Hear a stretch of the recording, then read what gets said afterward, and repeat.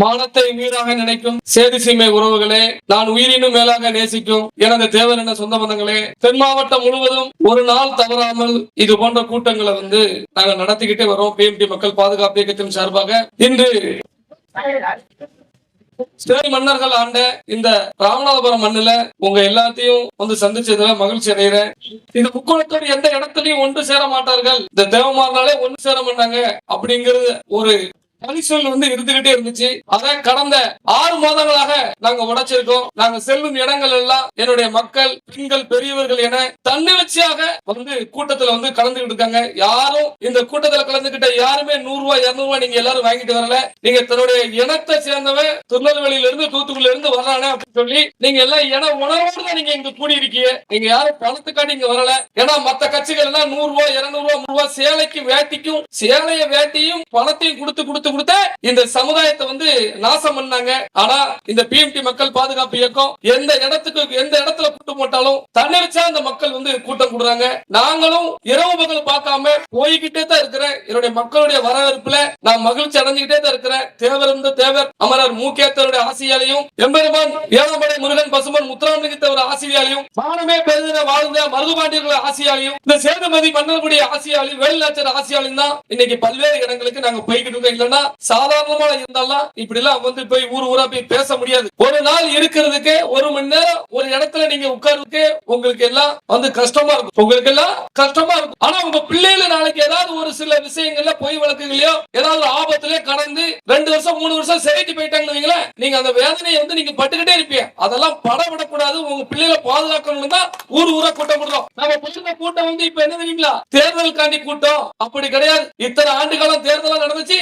6-7 வருஷமா தெருவா வீடு வீடா போய் கத்திக்கிட்டே தான் இருக்கு. பெண் பிள்ளைகள் இப்படி வளைங்க, ஆண் பிள்ளைகள் இப்படி வளைங்க, கஞ்சி அடிக்காதீங்க, தண்ணி அடிக்காதீங்க, பெட்ட தாய் தப்பன மதிங்க, அக்கா தங்கச்சி மேல பாசம் வைங்க, மனைவி மேல பாசம் வைங்கன்னு சொல்லி ஊரா போய் கத்தி இன்னைக்கு பலன் கிடைச்சிருக்கு. கிட்டத்தட்ட இத்தனை ஆண்டு காலத்துல பொங்கல் திருவிழா வந்திருக்கு. பல்வேறு மாவட்டங்கள் பொங்கல் திருவிழா 3 நாள்ல மோசமான, அதாவது அங்கங்க சண்டைகள் பிரச்சனைகள் அப்படின்னு சொல்லி போன் வரும். தேவமாற்றம் இந்த வருஷம் வரவே இல்லை. நான் சந்தோஷப்பட்டேன். 2 போன் தான் வந்துச்சு. அப்ப நான் ஊரா நடந்துட்டுல ஊரா குடிச்சிட்டு நீ வம்பளுத்துறாத, நீ பேசிடாத, தாய் தங்கையோட இருக்க முடியாது, அக்கா தங்கி இருக்க முடியாது, நீ ஜெயிலுக்கு போயிருவப்பா, உன் வேலை போயிரும், இப்படி எல்லாம் சொல்லி பேசி இதுல பலன் கிடைச்சிருக்கு. அதனாலதான் உங்களெல்லாம் ஒரே இடத்துல அமர வச்சு நம்ம பேசணும் அப்படின்னு சொல்லிதான் ஊரா வந்திருக்காங்க. நீங்க பக்கத்துல இருந்து வந்திருப்பீங்க. நான் கிட்டத்தட்ட 250 கிலோமீட்டர் 300 கிலோமீட்டர் வந்திருக்கேன் உங்களை பார்க்க. எதுக்குன்னா உங்களை வச்சு இங்க அரசு பண்ணிட்டு நீங்களும் என் பின்னாடி இருக்கீங்க அப்படின்னு சொல்லி தேசிய கட்சி திராவிட கட்சியில கொண்டு விக்கிறதுக்கு இல்ல, அடமான வைக்க இல்ல. ஒரு கூட்டம் போட்டு இதுல 500-1000 தேவமார்கள் ஒன்று சேர்ந்திருக்காங்க.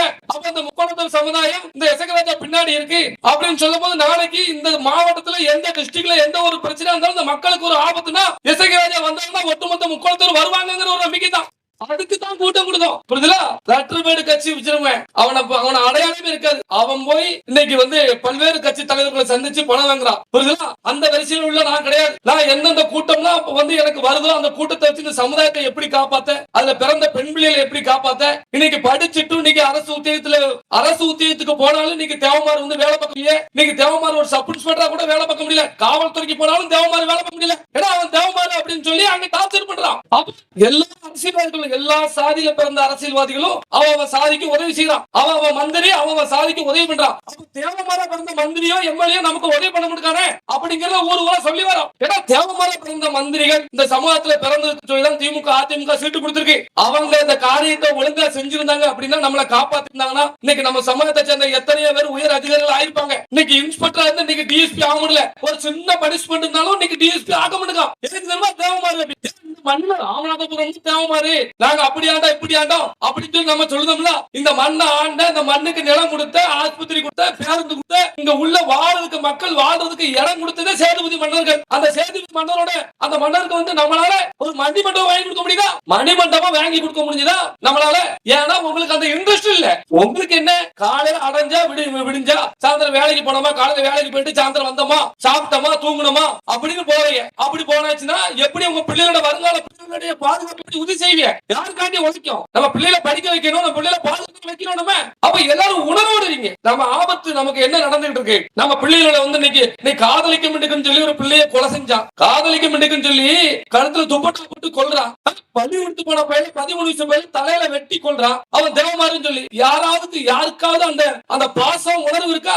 எங்கயோ திருநெல்வேலியில நடந்துச்சு, கன்னியாகுமரியில் நடந்துச்சு அப்படின்னு நினைக்காங்க.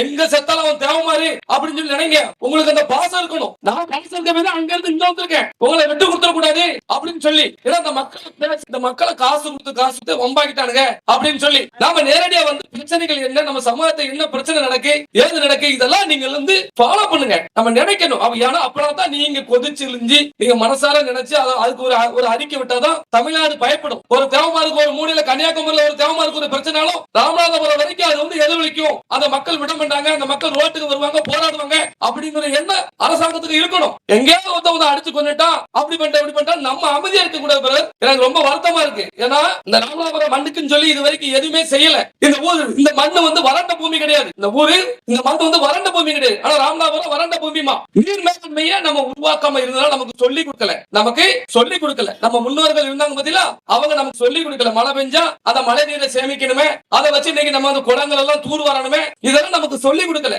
நம்ம மேடல ஏறின உடனே நம்ம ஆளுக்கு தலைவர்கள் பூரா என்ன சொல்லிட்டாங்க, நம்ம ஆண்ட பரம்பரை அந்த பரம்பரை நம்ம அப்படி இப்படின்னு சொல்லி நமக்கு வீரத்தை சொல்லி வீரம் ஆட்டோமேட்டிக் தேவமாட்டம் உண்டு. நாம இப்ப விவேகமா இருந்து நம்ம பிள்ளைகளை எப்படி காப்பாற்ற போறோம், பிள்ளைகளை எப்படி படிக்க வைக்க போறோம், நம்ம பாதுகாப்பு என்ன, அதைத்தான் நான் சொல்றேன். மேடல் அண்ணன் எல்லாரும் சொன்னாங்க, வந்த எல்லாருமே என்ன சொன்னாங்கன்னா சட்டமன்ற உறுப்பினர் எம்எல்ஏ ஆக்கிரணும், அது அவங்களுடைய ஆசை. மேடைக்கு மேடை நானும் பல மேடல சொல்லிட்டேன். இப்ப கடைசி மேடல கூட சொன்னேன். ஏன்னா சட்டமன்ற உறுப்பினர் ஆகணும், அதாவது ஒரு சட்டமன்ற உறுப்பினர் ஆகணும் ஆசை எல்லாத்துக்கும் இருக்கும். நம்ம சமுதாய மக்களுக்கு குரல் கொடுக்கணும். ஆனா நான் உங்களுக்கு உழைச்சிட்டு இருக்கிறதுனாலையும் உங்களுக்கு உண்மையா இருக்கிறதுனாலையும் என்னை ஒரு இடத்துல உருவாக்க மாட்டாங்கிறது எனக்கு தெரியும். புரியுதா உங்களுக்கு? அதையும் நான் கண்ணடிச்சுட்டு தான் இருக்கிறேன். எனக்கு அதிகாரத்தை கொடுத்தா இவன் சமரசம் இல்லாம போராடுவான் அப்படிங்கிறது தெரியும். ஏன்னா நீங்க எல்லாம் ஒற்றுமையா ஒரே இடத்துல 1 லட்சம் தேவமாரி இருக்காங்கன்னு வைங்களேன். அந்த 1 லட்சம் ஓட்டு நீங்க ஒன்போட போட்டீங்கன்னா நான் எம்எல்ஏ ஆயிருவேன். ஆனா நீங்க அதிமுக திமுக பிஜேபி சொல்லி பிரிஞ்சிருப்பீங்க. அப்ப நான் ஜெயிக்க முடியாது. ஏன்னா குறிப்பிட்ட ஒரு சமுதாய மக்கள் எனக்கு வாக்களிக்க மாட்டாங்கன்னு எனக்கு தெரியும். புரியுதுல? எனக்கு வாக்களிக்க மாட்டாங்கன்னு தெரிஞ்சுன்னா நான் தேர்தல் நேரத்துல கூட என் சமுதாயத்தை விட்டு கொடுக்காம பேசிட்டு இருக்கேன். வரலாற்றை திருவிழா பண்ணிட்டு இருக்கேன். அதெல்லாம் எதுக்காண்டி? உங்களுக்காண்டிதான். இந்த மண்ணை எப்படிப்பட்ட பெருமைக்கு சொந்தக்கார மண். ஏதாவது ஒரு அடையாளம் இருக்கா? எதையாவது பேர் வச்சாங்களா? இந்த மருத்துவமனைக்கு பேர் வச்சிருக்காங்களா? அப்ப ஏன் உங்களுக்கு அந்த கோபம் வரல? நம்ம சமுதாயத்தை சேர்ந்தவங்களுக்கு நான் வருத்தப்படுறேன். நான் காதர் பாசா முத்துராமணி என்ன மாவட்ட செயலாளர் இருக்காரு, அவருக்கு அமைச்சர் பதவி கொடுக்கலையே அப்படின்னு நான் வேதனைப்படுறேன், நான் வருத்தப்படுறேன். அப்ப இந்த மண்ணை ஆண்ட இந்த மண்ணுக்கு சொந்தக்கார மக்கள் இந்த வரலாறு வந்து திருடு போய்கிட்டு இருக்கு, அழிச்சுக்கிட்டு இருக்காங்களே. அப்ப இந்த சேதுபதி மன்னர்களுடைய பெயர்கள் இந்த ராமநாதபுரம் சூட்டணுமே, அனைத்து இடங்கள்ல இருக்கணுமே, அந்த சின்ன பிள்ளைகள் எல்லாம் தெரியணுமே, அதுல பள்ளிக்கூடத்துல அந்த புத்தகத்துல அந்த பாட புத்தகத்துல சேர்க்கணுமே, அந்த வரலாறு எல்லாம் படிக்கணும். அதெல்லாம் நம்ம தான் சொல்லணும். அது வந்து இவங்க அரசாங்கத்துல இருக்காங்க. அவங்க நினைச்சா முதல்வர் செஞ்சிருப்பாரு. முதல்வர்கிட்ட சொல்லதுக்கு ஆள் இல்லையே. முதல்வர்கிட்ட தேவமாருடைய மந்திரியோ தேவமார் எம்எல்ஏவோ நேர போனா ஒன்னும் பிரச்சனை இல்ல, மொத்த சமுதாயமும் என் பின்னாடிதான் இருக்கு, நான் எனக்கு தான் ஓட்டு போடுவாங்க, ஒரு கவலையும் படாங்க அப்படிங்க மட்டும் தான் சொல்லுவாங்க. ஐயா என் சமுதாய மக்கள் இப்படி இருக்கு, இந்த இடத்துல இன்னைக்கு நம்ம முத்துராமலிங்க பேரை சூட்டல, அவருக்கான மரியாதை நம்ம கொடுக்கல, அப்புறம் ஓட்டு கேட்டு போனோம்னா நம்மள தூக்கி போட்டு மிதிப்பாங்கய்யா அப்படின்னு சொல்லணுமா வேண்டாமா? யார் சொல்லணும்? திமுக உள்ளவங்களும் அதிமுக உள்ளவங்களும் பிஜேபி உள்ளவங்களும் சொல்லணும். தேர்தல் நேரத்தில் மட்டும் தேவமாறு வேணும். இந்த நாடு அடிமையாக கிடக்கும் போது இந்த நாட்டை மீட்டு கொடுத்த பரம்பரை, இந்த நாட்டுக்காண்டி உசுறு விட்ட பரம்பரை. இன்னைக்கு ஒரு கோயில் சரி குளங்கள் சரி அதுக்கு உசுறு விடக்கூடியது தேவமாறு தான். நல்லா நீங்க பாத்திருப்பீங்க, திருப்பரங்குன்றத்துல தீபம் ஏற்ற முடியல, அந்த தீபம் ஏற்ற முடியலன்னு எல்லாரும் போராட்டம் நடத்துறாங்க. எல்லாரும் போராட்டம் நடத்துறானா எல்லா கட்சியும் வந்து போராட்டம் நடத்திட்டு போயிட்டு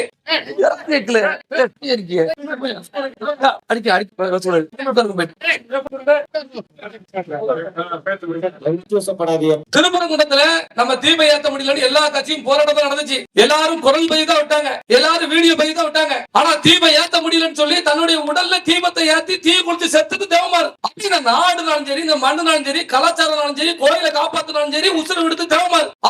இந்த திருமணத்திற்கு முன்னோர்களுக்கு எந்த ஒரு மரியாதையும் இல்ல, மன்னர்கள் மரியாதை இல்ல. நாம இனிமே வரலாறு படிக்க போறோம், நம்ம வரலாறு படிக்க வேண்டாம். நமக்கு தான் வாங்கியிருக்க கடன் அடைக்கிறதுக்கு நேரம் கரெக்டா இருக்கு. நம்மள அந்த மாதிரி மாத்திட்டாங்களே, நம்மள தினக்கூலியா மாத்திட்டாங்களே, இந்த ஆண்ட பரம்பரையை தினக்கூலியா மாத்திட்டாங்க. அப்ப அந்த வருத்தம் உங்களுக்கு ஏன் இல்ல?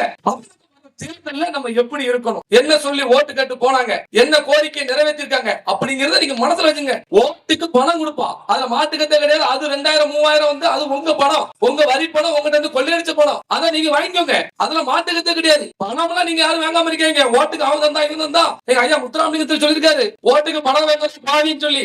உங்களுக்கு அதெல்லாம் நீங்க நினைக்க வேண்டாம். அது முத்துராமலிங்கத்தர் காலத்துல எல்லாரும் நேர்மையா இருந்தா நியாயமா இருந்தா. இப்ப இருக்கிறவங்க பூரா கொலை பண்றவன் கொள்ளையடிக்கிறவன் தான் நீங்க அரசியல் இருக்கிறான். அதனால உங்க பணத்தை நீங்க வாங்கிக்கோங்க. ஆனா ஓட்டு வந்து இவன் பார்க்கணும், இவன் நமக்கு செய்வானா, செஞ்சானா, ஏற்கனவே பண்ணானா, நமக்கு ரோடு போட்டானா, நம்ம பிள்ளைகளுக்கு கேட்டதை செஞ்சானா, அந்த வந்து நம்ம இடத்துல ஒரு சத்துணவு கூட திறந்தானா, நமக்கான கோரிக்கையை நிறைவேற்றாலும் பாருங்க. வந்த உடனே எந்த கட்சி வருது, அவங்க எவ்வளவு தராங்க, 2000 கொடுத்தாங்களா, அப்ப திமுக 3000 கொடுப்பாங்களா அப்படிங்கிற பேச்சை விடுங்க. உங்களுக்கு பணம் வரும். தேர்தலுக்கு வந்து உங்களுக்கு பணம் தராம யாரும் ஓட்டெல்லாம் கேட்க மாட்டாங்க. உங்களுக்கு பணம் வரும். அந்த பணத்தை பத்தி சிந்திக்காம வீட்டுல உட்கார்ந்து நமக்கான கோரிக்கைகள் நிறைவேறிச்சா, நீங்க நீங்க பெண் பிள்ளைகளா கேட்கணும். நீங்க பெண் பிள்ளைகளா என்ன கேட்கணும்ல, சேதுபதி மன்னர்களுடைய பெயரை ஏன் வைக்கல, ரிபேல் முத்துராமலிங்க சேதுபதி அவர்களுக்கு ஏன் மணிமண்டபம் திறக்கல அப்படின்னு கேட்கணும். இது அரசாங்க இடமா, இது அரசாங்க இடமான்னு கேட்கிறேன். இது சேதுபதி மன்னர்களுடைய வாழ்ந்த பூமி. சேதுபதி மன்னர்கள் இலவசமா பிச்சை போட்ட பகுதி அரசாங்கத்துக்கு. ஆனா நான் வாழ்ந்த பிச்சை எடுக்க வேண்டியிருக்கு, நான் வாழ்ந்த கேட்க வேண்டியிருக்கு. நான் இந்த ராமநாதபுரத்துல வந்து லட்சக்கணக்கில் என்னுடைய பொறுப்பாளர்கள் எல்லாம் கடன் வாங்கியோ காட்சி வாங்கியோ மீட்டிங் போட்டு நான் சொல்ல வேண்டியிருக்கு அரசாங்கத்துக்கு. அதனால நான் இந்த அரசாங்கத்துக்கு சொல்றேன், வர தேர்தலுக்குள்ள ஒரு அறிக்கையை நீங்க விடணும். எந்த கட்சியா இருந்தாலும் சரி, ராமநாதபுரம் மாவட்டத்துல ஒட்டுமொத்த முக்கோணத்திற்கு நான் சொல்லக்கூடியது ஒன்றே ஒண்ணுதான், உங்க மாவட்டத்தில் உள்ள எல்லாத்தையும் நீங்க உணர்ந்துக்கோங்க. நாளைக்கு இந்த நான் பேசுற வீடியோவை நீங்க தமிழ்நாடு பூரா பாப்பீங்க. தேர்தலுக்குள்ள முத்துராமலிங்க தேவர், முத்துராமலிங்க சேதுபதி அவர்களுக்கு மணிமண்டபம் நாங்க அறிவிப்போம் அப்படின்னு தேர்தல் அறிக்கையில இருக்கணும் நினைங்க. திமுக இருந்தாலும் சரி, அதிமுக இருந்தாலும் சரி, பிஜேபி இருந்தாலும் சரி, அந்த தேர்தல் அறிக்கையில இருக்கணும். அப்பதான் சொல்லுங்க. இதெல்லாம் சாதாரணம் கிடையாது. ஒண்ணுமே இல்லாம ஒரு இதை உருவாக்கி நாங்க தான் அப்படிங்கிற ஒரு கட்டம் இருக்கு இன்னைக்கு. இந்த மண்ணுக்காண்டி உசுர விட்ட பரம்பரை நீங்க யாருன்னு முதல்ல நீங்க தெரிஞ்சுக்கிட்டாதான். நீங்க யாரு இன்னைக்கு ஊழல் இருக்கு, எல்லா துறையிலும் ஊழல். ஆனா தன்னுடைய மருமகன் 2 பொட்டப்பள்ளியை கட்டி கொடுத்திருக்கோம் அப்படின்னு தெரிஞ்சும் பாஸ்கர சேதுபதி அவர்கள் ஒரு சிவனடியார்ட்ட 4 காசு, 4 சரி நம்ம மாமனார் இந்த மாதிரி நம்ம ஒரு 4 அந்த போட்டுக்கு, அதாவது ராமநாதபுரம் சுவாமிகளை தரிசிக்க வருபவர்களுக்கு வந்து படகு இலவசமா விடுதாரு யாரு, பாஸ்கர சேதுபதி. அதுக்கு தலைமை பொறுப்பு, அதுக்கு வந்து அதை பொறுப்பு வைக்கக்கூடிய தன்னுடைய மருமகனை, அந்த 2 மகள் இருக்காரு, 2 மகளை அவரு கொடுத்திருக்காரு. அந்த வல்லாளத்தேவனுக்கு 2 மகளையும் கொடுத்திருக்காரு. சரி டிக்கெட் போடுமே, ஒரு 4 போட்டா நம்ம அரசாங்கம் வந்து கொஞ்சம் பொருளாதாரம் நல்லா இருக்குமே சொல்லி நல்ல எண்ணத்தோட போட்டார். ஆனா ஒரு சிவனடியார் வந்து நான் சிவனை பார்ப்பதற்கு நான் பணம் கட்டி தான் பார்க்க வேண்டியிருக்கு மண்ணா அப்படின்னு பாஸ்கர சேதுபதி சொன்ன உடனே தான் 2 பொட்டப்புள்ளிய பெண் பிள்ளைய கொடுத்திருக்கமே, அவ விதவியாயிருவாள செத்து போயிருவாள் நினைக்காம தன்னுடைய மருமகனே தலையை வெட்டினாரு பாஸ்கர சேதுபதி. அந்த வாரிசுகள் தான் நீங்க யாருன்னு உங்களுக்கு தெரியும். பத்தியா நீங்க நினைக்கிய நமக்கு இன்னாரு மனைவி, இன்னாரு மகா, இன்னாரு இது அவ எங்க அப்பா என்ன பண்ணுது, எங்க அப்பா வந்து கான்ட்ராக்ட் எடுத்திருக்காரு, எங்க அப்பா அரசியல் இருக்கு அப்படி நினைக்காங்க. நாம முன்னால யாரு உங்களை யாராவது கேட்க முடியுமா? எவனு கேட்டாலும் ராமநாடு மண்ணுல எவன் கேட்டாலும் சொல்லுங்க, நீ நிக்கிற மண்ணு என் மண்ணுடா, நான் கொடுத்த மண்ணுடா, என் முப்பாட்டம் கொடுத்த மண்ணு சொல்லுங்க. இந்த மண்ணு நம்ம மண்ணு. அதெல்லாம் நீங்க வந்து உணர்ந்துக்கிடணும். அப்பேற்பட்ட தன்னுடைய மகளை 2 மகளும் கணவன் இறந்து விட்டான்னு தெரிஞ்ச உடனே அக்காலும் தங்கச்சி இறந்து போயிட்டாங்க. அதனாலதான் நீங்க அக்கா மடம் தங்கச்சி மடம் புரியல. இப்பேற்பட்ட மண்ணு, இப்பேற்பட்ட வம்சம். நீங்க இந்த வம்சத்துல பிறந்துட்டு கண்டவங்கிட்ட போய் நின்றுட்டு ஆமா ஓட்டுக்கு அவ்வளவு கிடைக்குமா இவ்வளவு கிடைக்குமா அப்படிங்கிற பேச்சை நீங்க விட்டுருங்க. இன்னொன்னு என்ன தெரியுமா, பெண் பிள்ளைகளை பாதுகாப்ப நான் ஊரா போய் சொல்லிட்டு இருக்கேன். நீங்க இங்க பெண்கள் அதிகம் இருக்கிறதுனால நான் சொல்றேன். சமூக வலைதளங்கள்ல இன்ஸ்டாகிராம்கள் எல்லாம் ஒரு சில, அதாவது நீங்க நல்லவன் கிடையாது, நான் சாதியை மட்டும் சொல்றேன்னு நினைக்காதீங்க. எல்லா சாதியிலையும் கெட்டவன் இருக்கான் புரியுதுல. நம்ம சாதியிலும் கெட்டவன் இருக்கிறான், நம்ம சாதியிலும் கஞ்சா அடிக்கிறவர் இருக்கான், பீட்டு அடிக்கிறவர் இருக்கான், வந்து சீரட் அடிக்கிறவர் இருக்கான், தண்ணி அடிக்கிறவர் இருக்கிறான், ஒரு ஒண்ணுக்கு ஆவாரம் கூட இருக்கிறான், எல்லா சாதியிலும் இருக்கிறான். ஆனா பெத்த பிள்ளைய பொட்ட பிள்ளைய பார்த்து கவனமா வந்து கட்டி கொடுங்க. பெண் பிள்ளையில செல்போனை ஆராய்ஞ்சு பாருங்க. அதை பெண் பிள்ளையில நம்புங்க. அதுல மாட்டுக்கத்து கிடையாது. ஆனா பெண் பிள்ளைகிட்ட சொல்லுங்க, மானம் தான் உசுரோட வாழக்கூடிய சமுதாயமா நம்ம குடும்பம். ஏதாவது ஒரு பிரச்சனை ஏதாவதுன்னா நம்ம அவ்வளவு தற்கொலை பண்ணிக்கணுமா, நீ தான் குலதெய்வம், உன்னைதான் நான் வந்து குலதெய்வமா வந்து வாழ வைக்கணுமா, நாங்க நினைக்கமா சொல்லி பேசி பழகுங்க. பெண் பிள்ளைகள்ட்ட அன்பை காட்டுங்க. ஆண்களும் சொல்றேன், இளைஞர்களும் சொல்றேன், பெண் பிள்ளைகள்ட்ட தாயிட்ட தங்கிட்ட அக்கா தங்கச்சிட்ட அன்போட நீங்க நடந்துங்க. அது அன்பை நீங்க காட்டிட்டாலே எந்த பிரச்சனையும் இல்லையா. ஒரு வீட்டுல நீங்க அன்பு காட்டாம நீங்க இருக்கிறதுனால தான் பிரச்சனை. அதனால சொல்றோம்னா அன்பை காட்டுங்க. பிள்ளைகிட்ட பொட்ட பிள்ளைகிட்ட கேளுங்க, என்னமா வேணும் உனக்கு, என்னமா செய்யணும் அப்படின்னு சொல்லி தாய் தகப்ப உட்கார்ந்து பேசுங்க. தகப்ப உட்கார்ந்து பேசுங்க. கரண்ட் மாதிரி உள்ள காலத்துல நம்ம பெண் பிள்ளைகளை பார்க்காம போக கூடாது. அதனால பெண் பிள்ளைகளை மட்டும் நான் ஏன் சொல்றேன் அப்படின்னு சொன்னா, பெண் பிள்ளைகள் விஷயம் தான் ஒரு சில இது ஒவ்வொரு குடும்பம் இன்னைக்கு அழிஞ்சு போயிருக்கு. அதனால சொல்றேன். அதனால பொட்ட பிள்ளைகளை ரொம்ப கவனம் வச்சுக்க. நான் உண்மையிலே மனசார சொல்றேன், இந்த வருங்காலத்துல இந்த ஆண் பிள்ளைகளோட இந்த பெண் பிள்ளைகள் தான் இந்த சமுதாயத்தை காப்பாற்ற போகுது. அதோட படிக்க வைங்க. இந்த பெண் பிள்ளைகளை படிக்க வச்சுன்னா நாளைக்கு IAS IPS நீதிபதி ஆவா, அவன் இந்த சமூகத்தை காப்பாத்துவா அப்படிங்கிற நம்பிக்கை எனக்கு இருக்கு. இந்த டிஸ்ட்ரிக்ட்ல பாத்தீங்கன்னா கல்லர் மறவர் அகமடையர் நம்ம நிறைஞ்சிருக்கிறோம். கல்லர் மறவர் அகமடையர் நம்ம நிறைஞ்சிருக்கோம். எந்த காரணத்துக்கும் நம்ம 3 பேருமே அண்ணன் தம்பி தான் அப்படின்னு நீங்க நினைக்கணும். நானும் பல இடங்களுக்கு போய் பேசிக்கிட்டே தான் இருக்கிறேன். அந்த தேவமாரி இந்த தேவமாரி அப்படிங்கிற வார்த்தையை பேசாதீங்க. நமக்கு குலதெய்வம் தான் வேற வேற, ஆனா இனங்கிறது ஒண்ணுதான். அது நம்ம தேவன் தான், முக்குளத்தூர் தான் அப்படி நீங்க எல்லாரும் நினைக்கணும். இன்னைக்கு சம்பந்தம் பண்ணியாச்சு. கல்லர் மறவர் அகமடையர் நீங்க சம்பந்தம் பண்ணி நீங்க எல்லாம் நல்லபடியா போயாச்சு. இன்னமும் அவன் கல்ல அவன் மரவா அகமுடியான்னு சொல்லி சொல்லாதீங்க. நாம எல்லாம் பிரிஞ்சு இருக்கிறதுனால உங்களுக்குன்னு ஒரு கதையை நான் எழுதிட்டு வந்திருக்கிறேன். அதாவது வந்து மறந்துடுவேன் அப்படின்னு சொல்லி வாழ்க்கையில இப்பதான் ராமநாட்டுல ஒரு பேப்பரை பார்த்து நான் படிக்க போறேன். இல்லன்னா என் மனசுக்குள்ள பார்த்து தான் சொல்லுவேன். ஒரு காலத்துல இந்த ஒற்றுமையை மட்டும் சொல்லுதான் கரெக்டா நீங்க புரிஞ்சுக்கோங்க. புரியுதுங்களா? ஷார்ட்டா சொல்லி முடிச்சிருந்தேன். அந்த நமக்கான ஒற்றுமையை மட்டும் நான் சொல்றேன், அதை மட்டும் கொஞ்சம் புரிஞ்சுக்கோங்க. ஒரு மன்னர் வந்து மிகப்பெரிய ராஜ்யத்தை கட்டி ஆண்டிருக்கான். அந்த மன்னனுக்கு என்ன 3 மகன். அந்த மன்னன் இறக்கும் தருவாயில இருக்கல அந்த 3 மகனையும் கூப்பிட்டு, மகனே நான் சீக்கிரம் வந்து எனக்கு வயசாயிட்டு நான் இறந்துருவேன், இந்த ராஜ்யத்தை கட்டி ஆளணும் அப்படின்னு சொன்னா உங்க 3 பேருக்கு நான் ஒரு போட்டி வைக்கிறேன் அப்படின்னு சொல்லி தன்னோட அரியணை பக்கத்துல அவங்க அந்த 3 பசங்களையும் கூப்பிட்டு அந்த 3 பேருக்கு என்ன பண்றாரு, வில்லுனா உங்களுக்கு தெரியுங்களா, அம்பு எழுதுற வில், அது இரும்பிலான வில். அந்த வில்ல வந்து யாரு, அதாவது கயிறு இல்லாதது, நான் கயிறு, அந்த கயிறு இல்லாத வில்லத்து நான் வந்து உங்களுக்கு ஒரு 3 நூல் கொடுப்பேன். ஆளுக்கு ஒவ்வொரு நூல் கொடுப்பேன். அந்த நூல்ல இந்த வில்லம்ப வளைச்சி அந்த கயிறு அந்த கயிறை வச்சு நீங்க வில்லம்ப வளைச்சு அம்பு யாரு அம்பு கரெக்டா செலுத்துறீங்களோ அவங்களதான் இந்த ராஜ்யத்தை ஆள முடியும்னு சொல்லி சொல்றாரு. ஒரு மகனுக்கு பருத்தி கயிறு கொடுக்காரு, பருத்தி நூல். புரியுதா? ஒரு மகனுக்கு சணல் நூல் கொடுக்காரு, ஒரு மகனுக்கு பட்டு நூல் கொடுக்காரு. என்ன பண்றாங்க? 3மே அந்துருது. பட்டு நூல் என்ன பண்ணுது? பட்டு நூல் உள்ளேயே விட முடியல. அதாவது எப்படின்னா வலிவீர் உங்களுக்கு தெரியும். அப்பா எப்படிப்பா இந்த நூலை வச்சு இந்த கயிறை வச்சு இவ்வளவு பெரிய வில்ல வளைக்க முடியாது, இவ்வளவு பெரிய வில்ல வளைக்க முடியாதுப்பா, இது உலகத்திலே கயிறு கிடையாது அப்படின்னு சொல்லி. அப்பதான் முட்டாள்களா அந்த 3 கயிறையும் ஒன்னா திரிச்சு முறிக்கேற்றிய வடம் மாதிரி மாத்தடா, அந்த வடத்தை வச்சு இந்த அம்பை செலுத்துடா அப்படின்னு சொல்லும் போது 3 பேரும் ஒன்னா அந்த 3 கயிறையும் எடுத்து ஒன்னா தூக்கி அந்த அம்பை எடுத்து செலுத்தி வெற்றி கண்டான். இதுல இருந்து என்ன தெரியுமா அவர் சொன்னார், இந்த 3 நூலும் தாண்டா கல்லர் மறவர் அகமுடையார். புரியுதுங்களா? இந்த 3 கல்லர் மறவர் நாம தனித்தனியா அந்த அந்த அவ்வளவு பெரிய வில் பவர், அந்த வில்லுன்னு எடுத்துட்டோம்ல அதிகாரம், அந்த வில்லுன்னு அதிகாரம் அரசாங்கம் அதை வளைக்கணும், அந்த அதிகாரத்தை வளைக்கணும் அப்படின்னு சொன்னா நாம தனித்தனியா நூல் போட்டா செல்லாது. இந்த 3 நூல் ஒன்போல இருந்து அந்த வடம் கல்லர் மறவர் அகமுடையார் இந்த 3 ஒன்று சேர்ந்த ஒரு வடம், அதுதான் தேவர் இனம். புரியுதுல? அந்த மாதிரி நம்ம 3 பேர், நீங்க 3 பேரும் ஒன்று சேர்ந்தா மட்டும்தான் அந்த வில் என்கிற அந்த அதிகாரத்தை வளைக்க முடியும், அந்த அதிகாரத்தை நம்ம போய் உட்கார முடியும் அப்படின்னு அந்த கருத்துக்களுக்காண்டி தான் இதை பதிவு பண்றேன். பிரிச்சாலும் சூழ்ச்சி நடக்கு, நம்மள எப்படியாவது பிரிச்சிடணும். கல்ல மரவ 3 பேரும் சேர்ந்துட்டா, கல்லனும் மரவனும் அகமடையானும் 3 பேரும் ஒண்ணு சேர்ந்துட்டோம்னா தமிழ்நாடு அரசியலே மாற்றுவான். 1.5 கோடி ஓட்டுக்கிட்ட வந்துடும் நமக்கு. புரியுதா? 1.5 கோடி பேர் இன்னைக்கு ஜனநாயகம். இன்னைக்கு வந்து ஜனநாயகம் மன்னர்கள் ஆட்சி கிடையாது. இன்னைக்கு மன்னர்கள் யாருன்னா வாக்கு வங்கி தான். எந்த சமுதாயத்துக்கு அதிக வாக்குகள் இருக்கோ அவன் தான் அந்த நாட்டோட மன்னன், அவனை தான் அரசாங்கம் கெஞ்சும். புரியுதா? அதனால சொல்றேன், நாம இந்த 1.5 கோடி தேவமாறு ஒற்றுமையோட இருக்கணும். ஒற்றுமையோட இருந்து நம்ம அரசியல் பவரை மீண்டும் நம்ம அந்த நாட்டை ஆளணும் அப்படின்னு சொல்லி நினைங்க. நாடாண்ட பரம்பரைய இன்னைக்கு அரசியல்ல நம்ம வந்து மிகப்பெரிய பவரா இருந்தோம். உங்க எல்லாத்துக்கும் தெரியுங்களா? அரசியல்ல இன்னைக்கு எடுத்துக்கிட்டா நம்ம பவரா இருந்தோம்ல, அப்ப நம்ம இன்னைக்கு உழைச்சுக்கிட்டது யாரு, நம்மள அரசியல் அப்புறப்படுத்துறது யாருன்னு நம்ம நினைக்க வேண்டாமா? அப்ப இதெல்லாம் நீங்க நினைங்க. இதெல்லாம் ஊரா போய் சொல்லி இன்னைக்கு மக்கள் இன்னைக்கு ஒண்ணு திரட்டிங்க.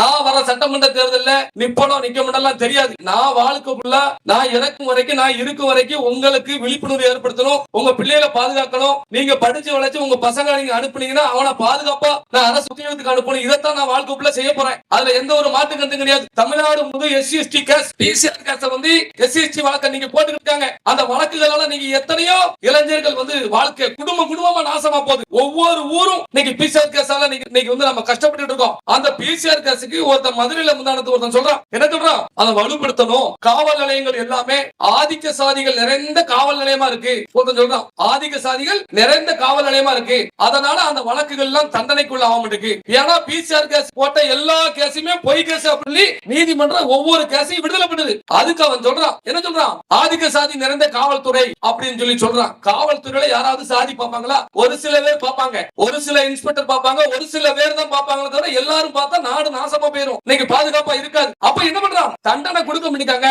தண்டனை வந்து கொடுக்க மாட்டாங்க. அப்ப தண்டனை கொடுக்க மாட்டாங்க என்ன, அது பொய்யான வழக்கு, நீ பொய்யான அந்த வழக்கை கொடுக்கிற அப்படிங்கிறது எல்லாத்துக்கும் தெரியும், நீதிமன்றத்துக்கு தெரியும். அப்ப இந்த வழக்குகள்லாம் சிக்கனோங்களா இன்னும் வரைக்கும் தமிழ்நாட்டில இருந்து எத்தனையோ ஒரு பிசிஆர் கேஸுக்கு வருஷம் முழு அலைஞ்சிட்டு இருக்காங்க. அதனால பிள்ளைகளை பார்த்து கவனம், அந்த சட்டத்தெல்லாம் நாங்க உடைக்கணும். இப்படிதான் நான் வந்து உங்களை பாதுகாப்பா வைக்கதான் நான் தெரு தெருவா போய் பேசிக்கிட்டு இருக்கேன். உண்மையிலே இந்த இடத்துல இந்த மேடையை கொடுத்த எனது பாசமிகு அண்ணன் முருகேச பாண்டியன் அவர்கள், முருகேசன் எல்லாம் சொல்லணும்னா ஏற்கனவே அவரை பத்தி பதிவு பண்ணிருப்பேன். அவர்லாம் இந்த சமுதாயத்துக்கு வரணும்னு அவசியமே கிடையாது. இந்த இடத்துல இப்படி உங்களை எல்லாம் கூட்டி வச்சு உட்காரணும்னு அவசியமே கிடையாது. அவர் அந்த அளவுக்கு ஒரு பிசினஸ்மேன், ஒரு தொழிலதிபர். இந்த சமுதாயம் கஷ்டப்படுது, நாம ஒரு நல்ல நிலைமையில இருந்தாலும் இந்த சமுதாயம் நல்லா இருக்குன்னு சொல்லி நினைக்கக்கூடியவர். அன்னைக்கு இடஒதுக்கீடுல எல்லாரும் வேதனைப்பட்டோம். 10.5 போயிட்டு நம்ம பிள்ளைகளுக்கு இனிமேல் வேலை கிடைக்காது அப்படின்னு நம்ம நினைச்சோம். அந்த 10.5 கிட்டத்தட்ட எனக்கு தெரிஞ்சு 8-9 லட்சம் ரூபாய் செலவு பண்ணி டெல்லியில சுப்ரீம் கோர்ட்ல போய் உடைச்சதுல அண்ணனுக்கு பங்கு இருக்கு.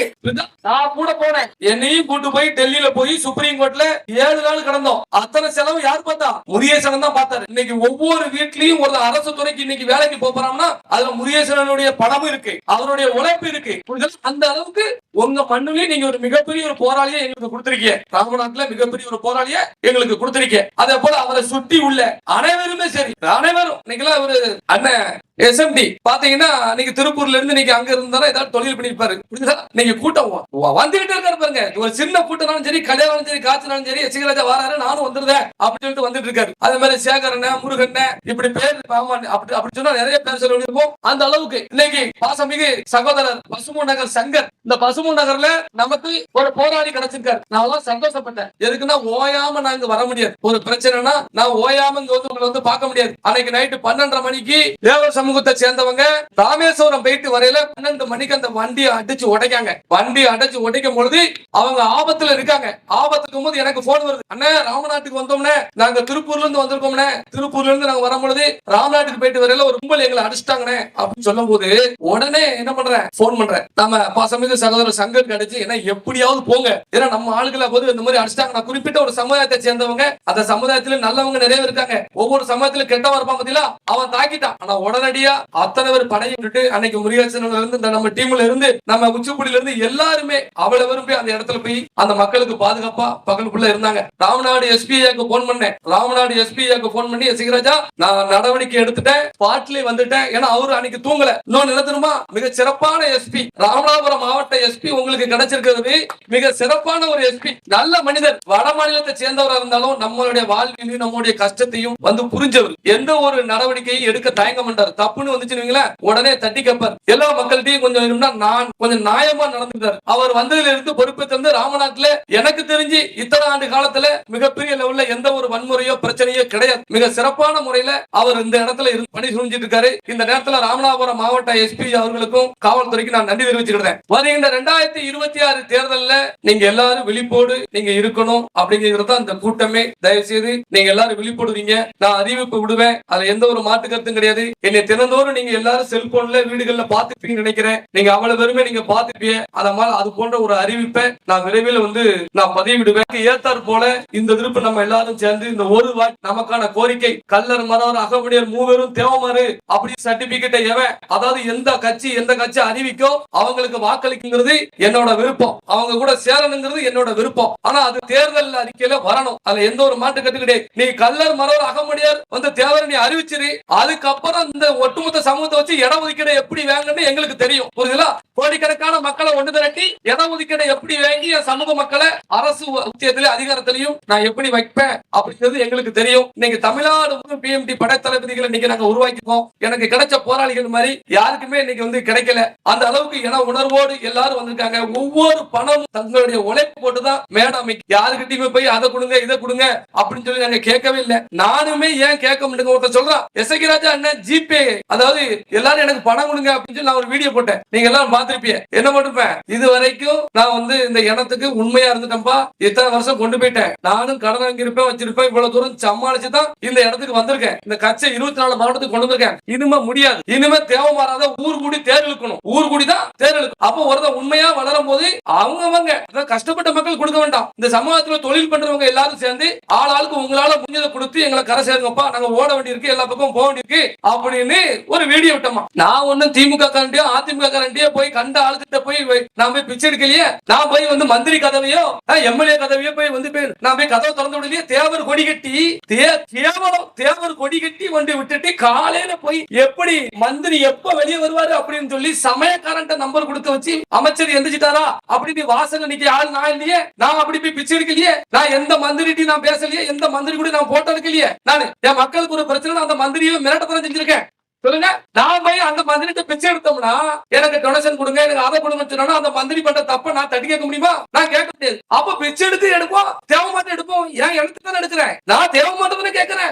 இந்த விஷயம் ஆளுக்கு 100 ரூபாய் 200 ரூபாய் போடுங்கப்பா, இனிமேலாம் கட்சி கொண்டு போக முடியாது அப்படின்னு சொல்லி நான் உங்களை எலெக்ஷன்ல கொண்டு போய் விக்கிறதுக்கு நினைச்சிருவீங்களா? உங்க எல்லாத்தையும் இது வரைக்கும் எல்லா மாவட்டத்துக்கும் கூட்டம் வச்சிருக்கேன், லட்சக்கணக்கான மக்கள் இருக்காங்க. அப்ப நான் உங்க எல்லாத்தையும் போய் வித்தணும் அப்படின்னு முடிவு பண்ணணும். நான் கேட்கிறேன், நான் உங்ககிட்ட பணம் கேட்கிறேன். அப்பதான் எத்தனையோ திருப்பி எனக்கு பணத்தை கொடுத்து 5 மாவட்டம் பிரச்சாரம் பண்ணி 6 மாவட்டம் பிரச்சாரம் பண்ண சொன்னாங்களே, நான் அப்பெல்லாம் வேண்டாம்னு சொல்லிட்டோம்ல. என் மேல எத்தனை வழக்கு போட்டான், கடந்த எடப்பாடி பழனிசாமி ஆட்சியில எவ்வளவு வழக்குகள் போட்டாங்க தெரியுமா? என் மேல வாழ விட்டாங்களா? இதெல்லாம் சமாளிச்சுட்டு அந்த நான் மட்டும் அன்னைக்கு வந்து ஒன்னும் பிரச்சனை இல்ல, நாம வந்து நம்மளுடைய தன்மானத்தை விட்டு கொடுத்துரும், நம்ம மேல வழக்கு இருக்கு, கோர்ட்டுக்கு போகல, கேஸுக்கு போகல, பணம் இல்லைன்னு சொல்லி நான் அடிமையா இருந்துருவீங்களா? நான் இந்த இடத்துல இருந்து அவங்ககிட்ட பேசிருக்க மாட்டேன். புரியுதுல? நானும் எவன் பின்னாடியாவது மந்திரி பின்னாடி கொடியை கட்டிட்டு தேவர் கொடி கட்டிக்கிட்டு எப்பட போ, மந்திரி பின்னாடியும் எம்எல்ஏ பின்னாடி தேவர் கொடி கட்டி யாயா போகணும், எதுக்கு போகணும்? அதுக்காக நம்ம சமுதாயம் நம்மள போய் ஒரு ஆளுக்கு எம்எல்ஏவோ மந்திரியவோ பார்த்து இப்படி நிக்கணுங்களே, ஒரு போட்டோ வருது, ஐயா வணக்கையா அப்படின்னு சொல்லி இப்படி நிக்கும்னா அதை பார்த்துட்டு இந்த சமுதாயம் என்ன நினைக்கும்?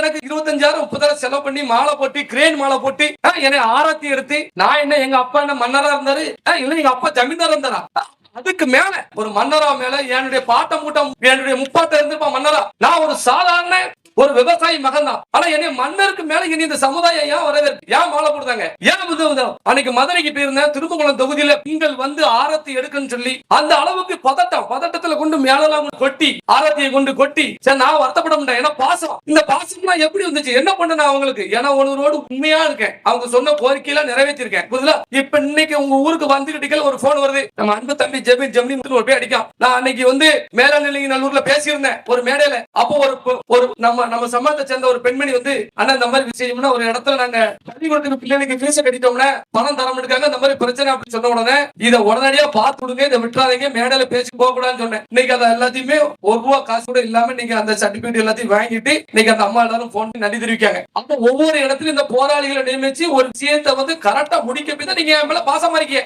என் மேல உசுரா இருக்கீங்க. அப்ப வந்து அப்படிப்பட்ட நான் வந்து உங்களை கொண்டு அட வச்சிடக்கூடாது, உங்களை என் பின்னாடி தேவமா இருக்காங்க அப்படின்னு சொல்லி யார்த்தையும் விட்டுறக்கூடாதுன்னு நினைக்கிறேன். அதனால வர தேர்தல்ல சரி நான் உங்களை விட்டுட்டு ஓட மாட்டேன், நீங்க எல்லாரும் என்னை விட்டு ஓடிவாங்க. புரியுதா? நான் இந்த மாதிரி வந்தாங்க போனாங்க, அப்ப தேர்தல் அப்படி மட்டும் நினைச்சாங்க. நான் இப்பவும் சொல்ல பாருங்க, நீங்க என்னை விட்டுட்டு ஓடினாலும் சரி அதுல மாட்டுக்கிறது கிடையாது. நான் எலெக்ஷன் முடிஞ்சாலும் நான் உங்களுக்காண்டி பிரச்சனை வரத்தான் போறேன், அதுல மாட்டுத்தே கிடையாது. ஏதாவது ஒரு பிரச்சனை நான் சொல்லுவேன், இனிமேல் தேவமாருக்கு போவே கூடாதுப்பா, இனிமேல் இந்த சமுதாயமே வேண்டாம்னு சொல்லி நைட்டு படுத்து தூங்குவேன். விடிய காலம் ஒரு பிரச்சனை உடனே வண்டி எடுத்து போயிருவேன். இதுதான் என்னோட குணம். எங்க சமுதாயத்துல நம்ம இந்த பிஎம்டியோட குணமே இதுதான், அத்தனை பொறுப்பாளர்கள் குணமும் இதுதான். அதனால எங்களை ஏமாத்துன்னு நினைக்காங்க, நீங்க தான் எங்களை ஏமாத்த கூடாது. நாங்க உங்களுக்கு கடைசி வரைக்கும் உசுரா இருப்போம், உங்க பிள்ளைகளை பாதுகாப்பேன், எந்த மாற்று கருத்தும் கிடையாது. ராமநாதபுரம் மண்ணில நான் ஆளுகின்ற அரசுக்கு தெரிவித்து திரு மு க ஸ்டாலின் ஐயா அவர்களுக்கு நான் இதை பதிவிடுகிறேன். ராமநாதபுரம் மாவட்ட செயலாளர் அண்ணா காதல் பாசா முத்துராமலிங்கனுக்கும் இந்த பதிவை நான் பதிவு செய்கிறேன். அண்ணா ராமநாதபுரம் மாவட்டம் முழுவதும் நீங்க வாக்கு கேட்டு போகணும், ஒட்டுமொத்த முக்கோணத்தோரையும் நீங்க பார்க்கணும். அதெல்லாம் மனசுல வச்சு தேர்தல் அறிக்கையில இல்லனா தேர்தல் வருவதில்ல எங்க ஐயா ரெபேல் முத்துராமலிங்க சேதுபதி அவர்களுக்கு மணிமண்டபம் அமைச்சிருங்க, அவருடைய பெயரை மருத்துவமனைக்கு சூட்டுங்க. இதெல்லாம் நீங்க கண்டிப்பான முறையில் செய்யணும். ரெபேல் முத்துராமலிங்க சேதுபதி சிறையிலே 3 வருஷம் கிடந்து 35 வருஷம் சிறையை விட்டு வெளியே வராமே செத்து போனாரு. மானம் தான் பெருசுன்னு உள்ளே இருந்துட்டாரு. அவர் நினைச்சா நான் அடிமை வாழ்க்கை வாழ்றேன் வெளியே விட்டுங்கன்னா விட்டுருப்பான். தன்மானத்தை காண்டி உசுட்டு விட்ட பரம்பரை. அவர் பேரை நாங்களா கேட்கணும், நாங்களா வந்து வைங்க வைங்க எங்க பேர் வைங்கன்னு சொல்லி கெஞ்சணும். இந்த நாட்டோட முதலமைச்சர் தான் செஞ்சிருக்கணும். அது முதலமைச்சர் போய் இவங்க போய் சொல்லியிருக்கணும், ஐயா இந்த மாதிரி விஷயம் அப்படி. ஏன்னா தூதுவர்கள் இவர்கள் தானே. அதனால சொல்றேன், தயவு செய்து இங்க உள்ள திமுக மாவட்ட செயலாளர் சரி யாரா இருந்தாலும் உங்க மேல நாங்க பெரிய பாசம் வச்சிருக்கோம். அது அண்ணா திமுக இருந்தாலும் சரி திமுக இருந்தாலும் சரி அங்குள்ள தேவமார் மேல நாங்க உசரியா வச்சிருக்கோம். ஏன்னா நாங்க 1000 தான் இருந்தாலும் நீங்க தேவமார பிரச்சனையில உங்களுக்கு ஏதாவது பிரச்சனை நாங்க தான் வாரோம், நாங்க தான் குரல் கொடுத்திருக்கோம். இது வரைக்கும் குரல் கொடுத்திருக்கேன், புரியுதுல? இனிமேலும் குரல் கொடுப்பேன். உங்களை திமுக இருக்காங்க, அதிமுக இருக்காங்க, பிஜேபி இருக்காங்க, நாங்க நினைக்கல, நாங்க தேவமாரா நினைக்கும். ஆனா எங்களுடைய கோரிக்கை, எங்க மக்களுடைய கோரிக்கை, நாங்க வீடா கேட்கும், எங்களுக்கு வீடு கட்டித்தாங்க, எங்களுக்கு அதை வாங்கித்தாங்க, இதை கேட்கும். நாங்க கேட்கலையே, எங்களுக்கு எங்க மன்னர்களுடைய பெயரை வைங்கன்னு சொல்லி கேட்கிறோம். அதனால எங்களுடைய உணர்வுகளை புக்குங்க. கீழத்தூவல்ல 5 பேரை சுட்டு கொண்டாங்க, அதுக்கு கூட இன்னை வரைக்கும் நம்மளால அந்த கீழத்தூவல்ல 5 நினைவு நாளுக்கு போக முடியுதா? யாராவது அதை நீங்க நினைச்சீங்களா? அந்த 5 பேர் எப்படி செத்தாங்கன்னு தெரியுமா? அதுக்கு காரணமே தெரியல. அந்த 5 பேர் எப்படி இறந்தாங்க, எப்படி கொண்டாங்க தெரியல, சுட்டு கொண்டாங்க. எதுக்கு நம்மள சுட போறாங்கன்னே தெரியாது, கண்ணை கட்டிட்டாங்க. இன்ன வரைக்கும் நம்மளால போக முடியுதா? நாமெல்லாம் அந்த கீழத்தூள் 5 விழாவை எடுத்து கொண்டாடணும் வைக்கணும்னா இந்த தேர்தலை நம்ம கரெக்டா பயன்படுத்தணும், முதலமைச்சருக்கு தெரியப்படுத்தணும். நாங்க இவ்வளவு ஒட்டுமொத்த ராமநாதபுரம் மாவட்டத்திலையும் நாங்க 5 மூலம் அந்த 5 மீது நாங்க நம்பிக்கை வச்சிருக்கிறோம். அவர்களை வழிபடணும், எங்களுக்கு அனுமதி கொடுங்கன்னு சொல்லி சொல்லணும், அவர்களுக்கு மணிமண்டபம் கட்டுங்கன்னு சொல்லணும். புரியுதுல? இப்படி நம்ம கேட்காம இருக்கதான் நம்ம தடப்படுறாங்க. அடுத்த ஆட்சியில இந்த திருப்பு நம்ம கண்டிப்பான முறையில 200% ஒண்ணு மக்கள் செல்வாக்குல நான் முன்னாடி இருப்பேன், அதுல மாட்டுக்கத்தே கிடையாது. மக்கள் அதிகாரத்துல முதல்ல இருப்பேன், அதுல மாட்டுக்கு இல்லன்னா சட்டமன்ற உறுப்பினரா ஆவேன், அதுல எந்த மாட்டுக்கத்தையும் இல்ல. நான் இந்த சமுதாயத்துக்கு முக்கியமானவனா அதிகாரத்துக்கு இருக்கும் பொழுது ரிபேல் முத்துராமலிங்க தேவர் பெயரை சூட்டுவோம், வெங்கல சிலை வைப்போம், அதுல மாட்டுக்கிறது கிடையாது. கீழக்கு உள்ள 5 மணிமண்டபம் எடுப்போம், அரசு விழா நடத்துவோம். இதெல்லாம் நான் ஒரு கோரிக்கைங்க, வேற எந்த கோரிக்கையும் கிடையாது. என் சமூக மக்களை படிக்க வைக்கணும், கல்விக்கூடம் திறக்கணும், அகாடமி திறக்கணும். இதெல்லாம் தினந்தோறும் ஒவ்வொருத்தட்ட பேசி ஒவ்வொரு விஷயம் செஞ்சுக்கிட்டு தான் இருக்கிறோம். ஆனா அந்த அடையாளத்தை அழிக்க விடக்கூடாதுங்கிறதுல ரொம்ப தெளிவா இருக்கிறேன். அடையாளத்தை மறந்த இடம் அழிஞ்சு போயிரும், வரலாறு இல்லாத இடம் அழிஞ்சு போயிரும். அதனால தயவு செய்து இதெல்லாம் பிள்ளைகளுக்கு நீங்க எல்லாம் சொல்லிக்கோங்க. இவ்வளவு நேரம் பொறுமையோடு கேட்ட உங்கள் அனைவருக்கு நான் நன்றி தெரிவிச்சுக்கிறேன். மீண்டும் இந்த மண்ணுக்கு நான் வருவேன். என்னை மிக சிறப்பான முறையில் வரவேற்ற உங்கள் அனைவருக்கும் நன்றி தெரிவிச்சுக்கிறேன் இந்த நேரத்துல. நன்றி.